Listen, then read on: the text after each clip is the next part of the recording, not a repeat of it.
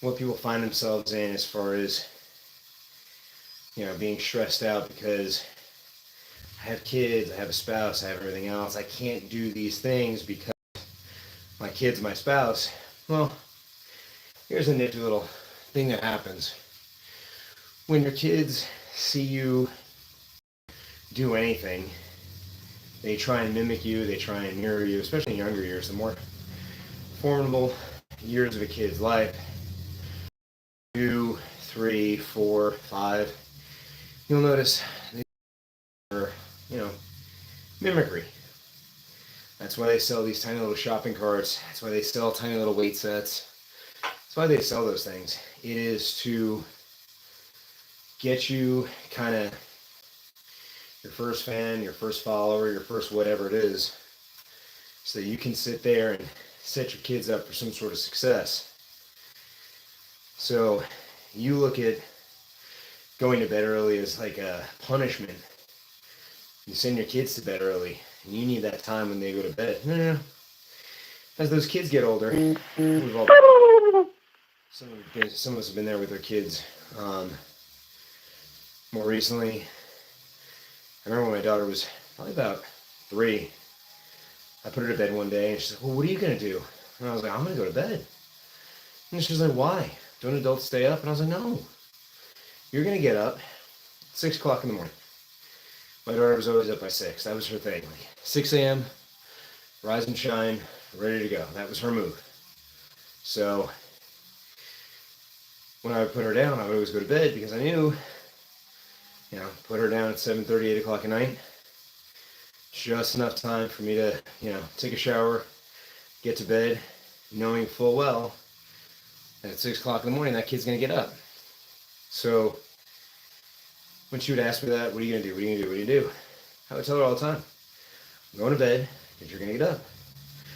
When she got a little bit older, just one day, she asked me if she could stay up later, and we didn't have anything going on the next day. She's probably about 8 at the time. She's like, "Can I stay up?" And I was like, "Sure." And I want to say about 9 o'clock is when I told her to go to bed. And she said, "Well, you're not going to stay up with me?" I was like, "No. Just like when you were a kid, I still go to bed at this time because you're still going to get up early. You're still going to get up, come rolling out of bed, and need me for breakfast. You're going to need me for these things." So a lot of you parents who feel compelled to stay up after your kids go to sleep, you're actually causing yourselves more harm than good, because those kids are going to wake up. Those kids are going to be excited for their day, ready to take on the world. And what you've done is successfully set yourself up for a situation where tomorrow, when those kids are up and ready to go, and you're just dragging ass, praying that you find the nearest Starbucks, hoping for some sort of caffeine infusion, they're going to be up and ready. And then that's where parents get snappy and irritable with their kids. Well, of course you're snappy and irritable. Your kid went down at 8 o'clock. They woke up well rested and ready to go at 5, 6, or 7 in the morning. Your dumbass stayed up until what? Midnight? Because you had to catch up on some show?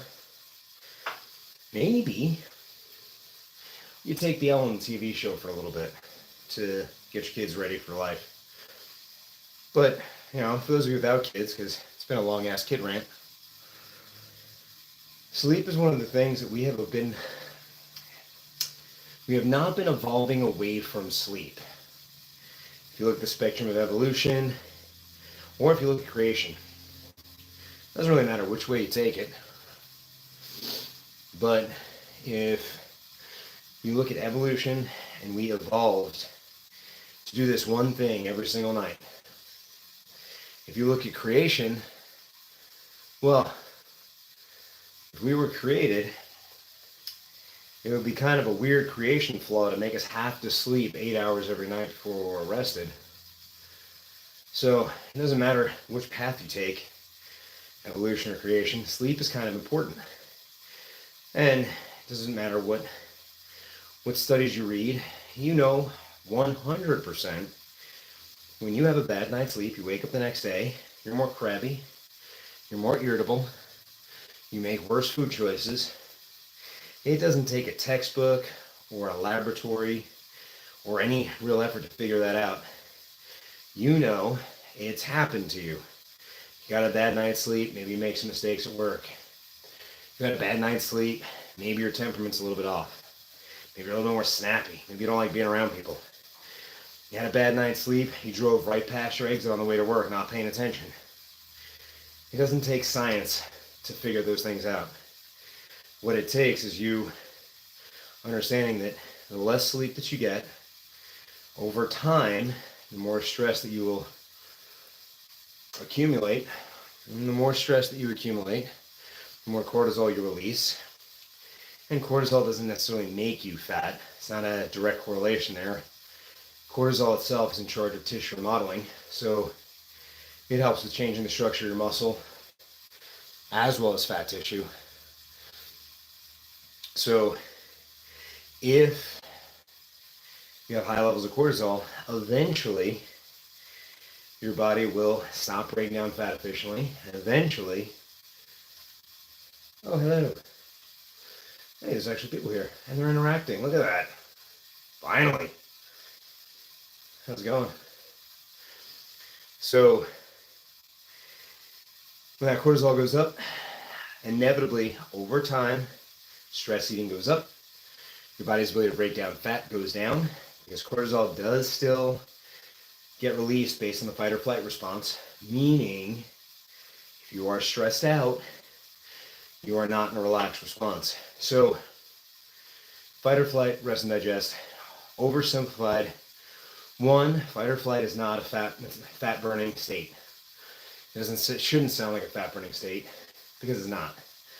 Rest and digest is one of those things where when you're resting, your body can actually utilize fat more efficiently.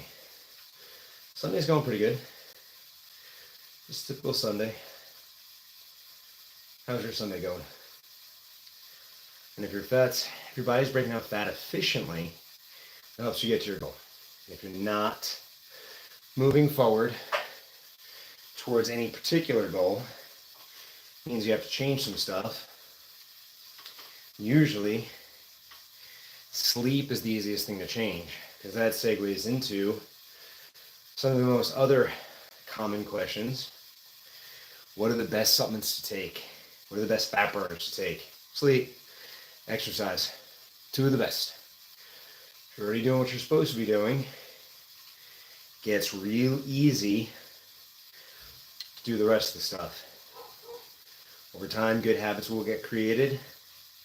As those good habits get created, then it becomes a lot easier for you to stick to whatever your goal is. We're done.